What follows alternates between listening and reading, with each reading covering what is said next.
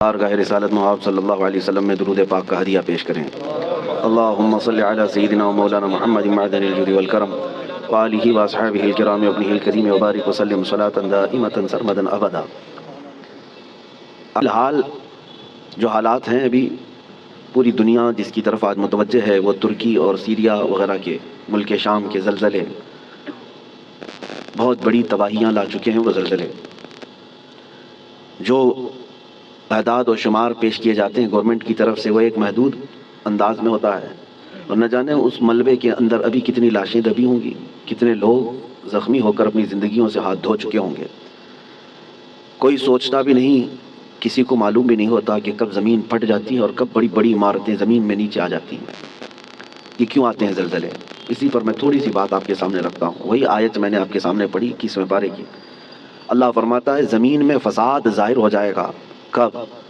بما کسبت اید الناس، لوگوں کے ہاتھوں کی کمائی کی وجہ سے۔ اور کیوں زلزلے دیتا ہے رب تعالیٰ؟ لیذیقہم بعض الذی عملوا، اللہ فرماتا تاکہ وہ جو کچھ کر چکے ان کو کچھ چکھا دوں۔ اللہ تعالیٰ فرماتا ہے لیذیقہم، تاکہ ان کو چکھایا جائے جو کچھ بھی وہ کر رہے تھے۔ محدثین بھی اسی بات پر اتفاق کرتے ہیں۔ میرے آقا صلی اللہ تعالیٰ علیہ وسلم نے بھی ارشاد فرمایا زمین میں زلزلوں کا آنا، طوفان کا آنا، سیلاب کا آنا، یہ اللہ کے عذاب کی نشانیاں ہیں، اللہ تبارک و تعالیٰ کے بڑے عذابات میں سے۔ ایک آیت تو آپ مشہور سنتے ہوں گے، اذا زلزلت الارض زلزالہا، پوری سورہ ہے زلزال۔ زلزلہ کس کو کہتے ہیں؟ جھٹکے۔ آپ کی نظر میں تو صرف ارتھ کوئک ہے، اور سائنٹیفک اعتبار سے اس کو کہا جاتا ہے زمین کی نیچے کی تہیں جو ہیں، پرت، پلیٹس، جب یہ آپس میں ہل جاتی ہیں تو زمین پھٹ جاتی ہے۔ اندر لاوا ہوتا ہے زمین کے اندر، وہ ابل رہا ہوتا ہے، اور یہ پلیٹ جو ہے ڈس بیلنس ہوتی ہیں تو زمین کے اندر دراڑ آ جاتی ہے۔ سائنٹیفک اعتبار سے ان کی تحقیقات ہیں، ہزار سائنس جو ہے ترقی کر چکا ہو، لیکن یہ بھوکمپ، ارتھ کوئک، ان سب کے آنے سے پہلے وہ کبھی خبر نہیں دے پاتے۔ ہو جانے کے بعد وہ بتاتے ہیں کہ کتنے مقدار کا زلزلہ تھا، کتنا تیز جھٹکا تھا، اس کو ناپ کر کے تو بتا دیا جاتا ہے، لیکن جو ہلاکتیں ہیں اس کو بچا نہیں پاتے، نہ ہی سونامی کو نہ ہی زلزلوں کو۔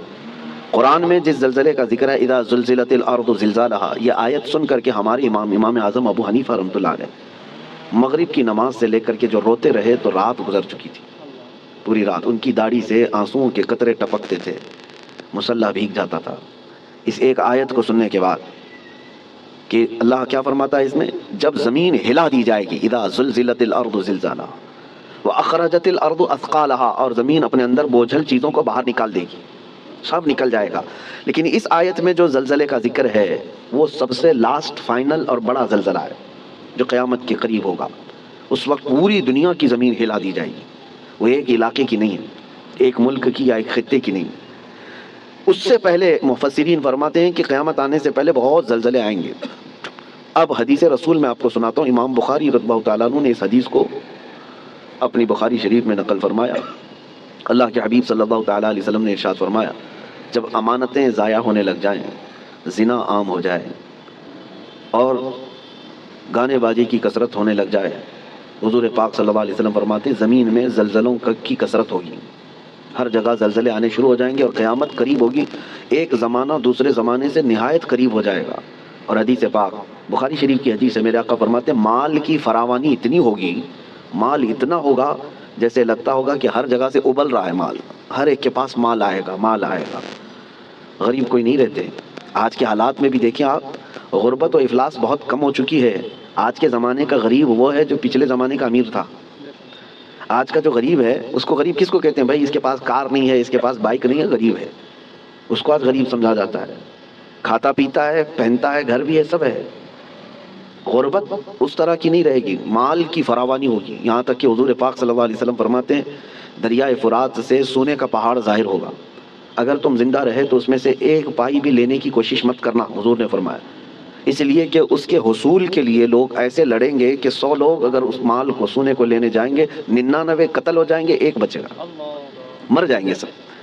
اور اسی حدیث پاک میں جو میں نے کہا زلزلے والی، اسی میں اللہ کے حبیب صلی اللہ علیہ وسلم نے فرمایا حرج بڑھ جائے گا، حرج بڑھ جائے گا۔ تو صحابہ نے پوچھا کہ حرج کیا ہے میرے آقا؟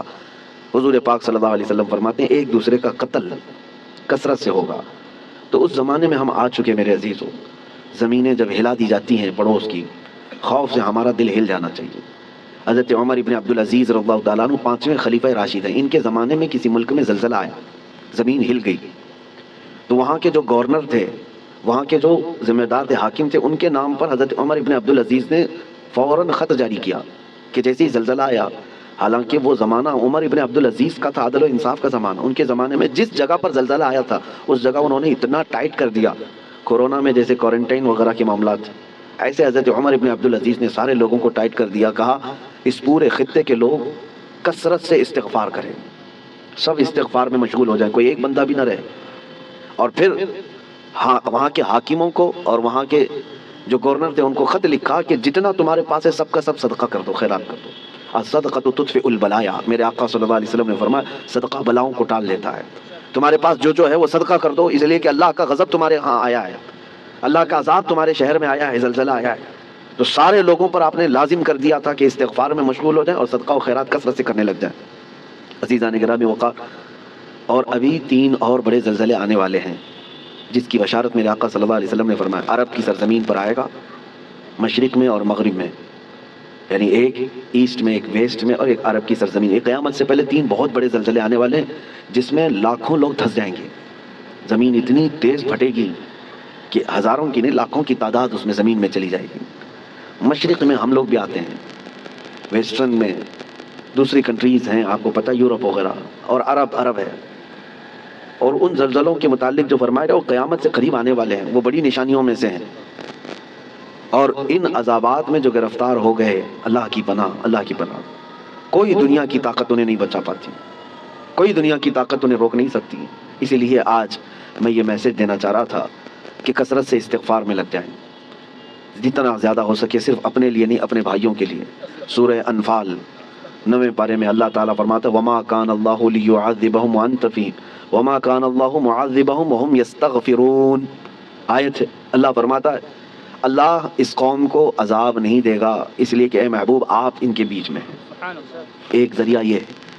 دوسری بات اللہ تعالیٰ قرآن میں فرماتا ہے وما کان اللہ معذبہم وہم یستغفرون, اور اللہ ان کو اس وقت تک عذاب نہیں دے گا جب تک یہ استغفار کرتے رہیں گے, جب تک یہ استغفار کرتے رہیں گے. استغفار کیا ہے؟ استغفر اللہ ربی من کل ذنب واتوب الیہ, استغفر اللہ ربی من کل ذنب واتوب الیہ, استغفر اللہ ربی من کل ذنب واتوب الیہ.